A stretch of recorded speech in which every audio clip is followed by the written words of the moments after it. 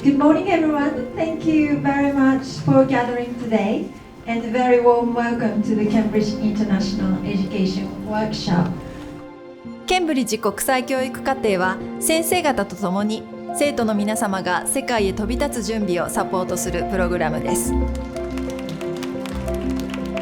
今回のワークショップは日本の先生方に認定校としての事例を共有していただくとともに、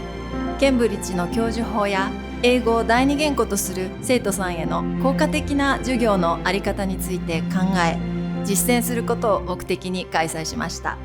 Okay, so next we'll play a little game about the Kahoot.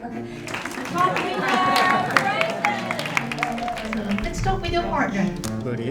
sometimes it's helpful, something like that. General companies. I think the biggest thing that I took away from this event was the idea of metacognition.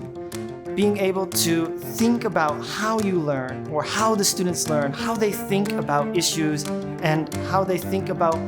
learning language and content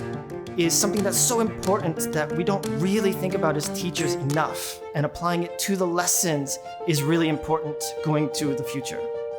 Before today's event, I was still a little bit intimidated by the Cambridge curriculum because we do have to realign our curriculum to meet the Cambridge learning goals. But today, especially in our workshop, I was able to see that Cambridge is really just good teaching made explicit. And by keeping those goals in mind, we can do a better job of ensuring that our students learn and continue to grow.非常に熱心な先生方が集まっているのはもちろんのこと、何か変わりたいとか変えたいと思っている先生がたくさんいらっしゃって、でその先生方と意見を交わしたり、あとはお互いにやっぱり悩みとか問題を持ってて、それを共有できるっていうことは非常に有意義で、学校に持ち帰ってまたそれをみんなと共有してどんどんね先に進んでいける会だと思ってます。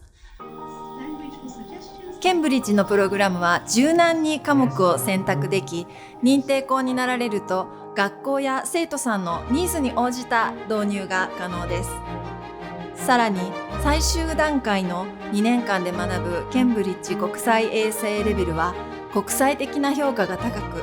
日本を含む世界中の大学で入学資格として認められています。ケンブリッジの国際教育プログラムを通じて生徒の皆さんが世界へ可能性を広げていけるよう、私たちはこれからも学校の皆様を全力でサポートしてまいります。